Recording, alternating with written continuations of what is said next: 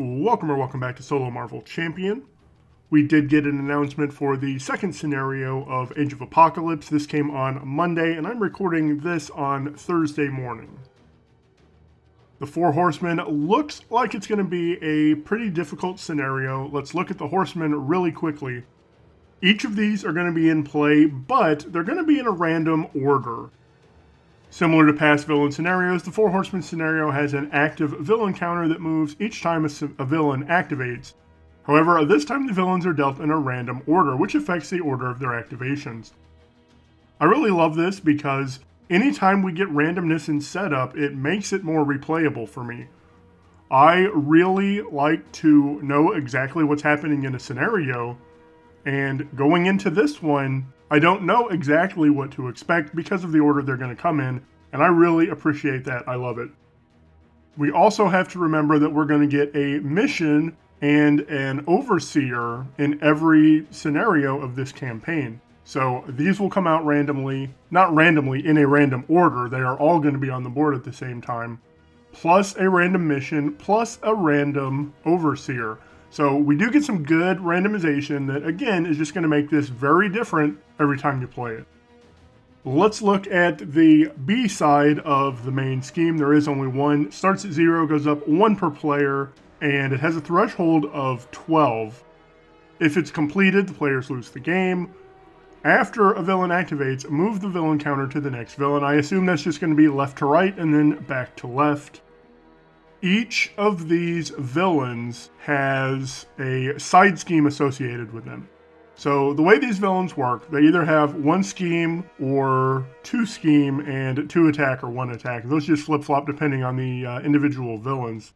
They cannot be defeated while another villain has at least 1 hit point, meaning even if they're at 0, they're still on the board. And that is going to matter a little bit later because we're going to see that they can heal. The big thing is they each have this forced response, which is pretty much identical. It is after this villain attacks, if it has at least 1 hit point, do an effect. And this effect is mirrored on their side scheme. So War has discard and upgrade a support you control. His Ravages of War side scheme has that same effect. The player who defeated this scheme discards an upgrade or support they control. Famine is discard the top 10 cards of your deck, and that is what happens when you defeat Famine's side scheme.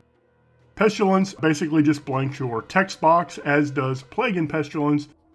Death deals 1 damage to each character you control, as does the Spectre of Death when defeated. So I do like that. They get more instances of this ability. Now, all the Horsemen have 9 hit points, which probably shouldn't be a big deal. I'm already thinking that maybe you just always attack the next one in line, get it down to 0, so that when the counter moves to that next one, they're still going to attack or scheme, but since they don't have at least 1 hit points, their forced response isn't going to proc. So that's kind of what I'm thinking already. Just work on the next one in line, try to get it down to 0, and then you don't have to worry about that forced response when the token moves over to them, or the counter moves over to them. They also are each going to have a treachery. The only one we see is Horsemen of War. It heals 2 damage and gives him a tough status, and then he activates. I assume all of these are going to be the same. We may see something different in that, give them a tough status card, but for the most part, these should all be the same because the article does mention that it heals them. These treacheries will heal them. And that's why being at 0 is good, but not the greatest thing because they can still heal, and then their forced responses are going to start proccing again. So I do like that. I think that's a really cool thing. They're still going to be on the board, which means they can still heal. So again, that is going to make this a little bit difficult. Next, they have the Golden Horse and Metal Wings. Golden Horse, number 1, is not unique, so I believe this is going to be cards 10, 11, and 12, so that there are 3 Golden Horses. And then, of course, Death only gets Metal Wings. Both of these are a +1 scheme, +1 attack. The Golden Horse attaches to the villain with the fewest hit points without aerial, and then it gives them aerial. So you're not going to end up with 2 on there, and you're not going to get a Golden Horse on Death because Death already has aerial. Big thing here is they are considered to have at least 1 hit point. So if you get them down to 0 and Golden Horse comes on, their force response is still going to proc. And then we do have a hero response. After you attack the attached villain, resolve its force response as if it just attacked you and then discard this. So they are again going to get to use that ability even though they haven't actually attacked. Metal Wings is similar. It gives Death Retaliate 1, again considered to have at least 1 hit point, and we do have that hero response again. There's also this Treachery, and I'm only guessing that this is going to be cards number 19 and 20 also. When revealed, resolve the force response on the active villain as if it had 1 hit point and attacked you, and then move the counter to the next one and resolve it the same way. So when this comes out, it is going to proc 2 of these abilities, even if that villain was sitting on 0. Next, let's look at the 2 mod sets that this article talks about. The first is Hounds. We have Ahab, who is a 2/3/5 minion with toughness. That's going to be tough to get through. When revealed, if Release the Hounds is in play, place 3 threat on it, which would take it up to 8. That's no fun. Otherwise, find and reveal that side scheme. It has 2 options. It's either going to add 3 or it's going to go find this. So I do like that.